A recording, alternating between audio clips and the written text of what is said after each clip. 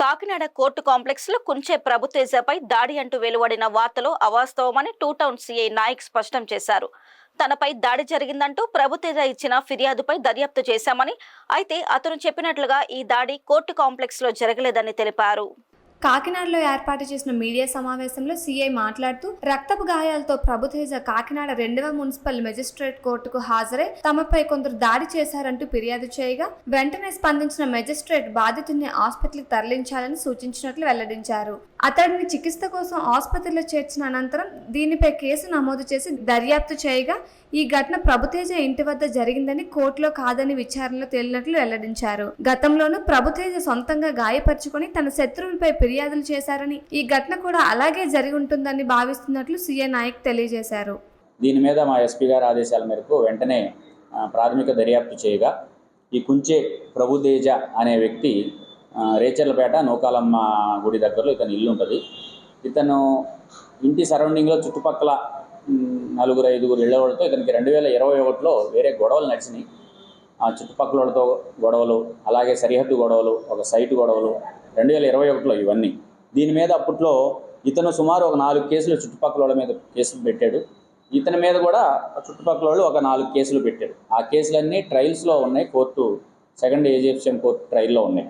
ఈరోజు ఇతను తగిలిన గాయాలు, ఇతను ఎక్కడైతే నన్ను కొట్టారనే ప్లేస్లో మేమందరం ఎంక్వైరీ చేయడం జరిగింది. టూ టౌన్ మా ఎస్ఐలు అందరూ ఎంక్వైరీ చేశాం.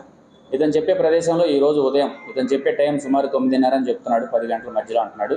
ఆ టైంలో ఇతను చెప్పే ప్రదేశంలో ఎటువంటి గొడవ జరగలేదని, ఎటువంటి ఇన్సిడెంట్ జరగలేదని, అక్కడ అసలు ఏమీ జరగలేదని చుట్టుపక్కల వాళ్ళందరూ సాక్ష్యాలతో సహా చెప్తున్నారు. ఈ గొడవలు ఉంటాయని చెప్పి ఇతను ఎవరైతే దెబ్బలతో కోర్టు కాంప్లెక్స్లో వచ్చాడో ఇతను ఇంటి సరౌండింగ్లో ఇతను సీసీ కెమెరాలు పెట్టుకున్నాడు. ఎప్పుడు అవి పనిచేస్తూనే ఉంటాయి, కానీ ఈరోజు సీసీ కెమెరాలు కూడా పనిచేయట్లేదని చెప్తున్నాడు. అది చెప్పడం, అలాగే గతంలో ఇతను 2021లో ఇలాగే ఇంజరీస్తో దాదాపు ఇప్పుడు ఎక్కడైతే ఇంజరీస్ నెత్తి మీద, వీప్ మీద, వెనకాల, కాలు మీద ఉన్న కట్ ఇంజరీస్తో 2021లో ఇలాగే ఇంజరీస్తో హాస్పిటల్లో జాయిన్ అయ్యి తన ప్రత్యర్థులు, తన విరోధులు ఈ కత్తితో దాడి చేశారని కేసు పెట్టడం, ఆ కేసు 184/21 కేసు నమోదు చేశారు. ఆ కేసు ఇన్వెస్టిగేషన్ చేసి అప్పుడున్న ఐఓ ఇతనే సెల్ఫ్గా చేసుకున్నాడు. ప్రాథమిక విచారణలో ఇతను ఎవరు గాయపరచలేదని, స్వయంగా ఇతనే గాయపరచుకోవటం, లేకపోతే ఇతను తెలిసిన ద్వారా ఇంజరీస్, కట్ ఇంజరీస్, చిన్న కట్ ఇంజరీస్ ఉన్నాయి చెప్పి చట్ట ప్రకారం చర్య తీసుకోవటం జరుగుతుంది. 2021లో ఇదే ప్రభుదాసు ఈ విధంగా హెడ్ ఇంజరీతో ఫోటోలు, అప్పుడు 2021లో ఉన్న కేసు ఫైల్లో ఉన్న ఫోటోలు, విధంగా సెల్ఫ్ ఇంజరీ, ఇది కూడా సెల్ఫ్ ఇంజరీ అని అప్పుడు కేసులో ఫైనలైజ్ చేశారు అప్పుడున్న ఐఓలు.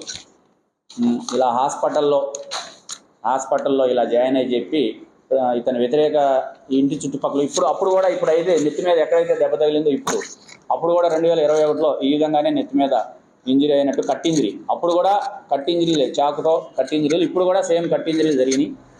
ఏదేమైనా ప్రాథమిక విచారణలో జరిగింది, మేము మీడియాకు తెలియజేస్తున్నాను. పూర్తి స్థాయి విచారణ కంప్లీట్ చేసుకుని ఉన్నతాధికారులకు నివేదించి చట్ట ప్రకారం చర్య తీసుకోవటం జరుగుతుంది.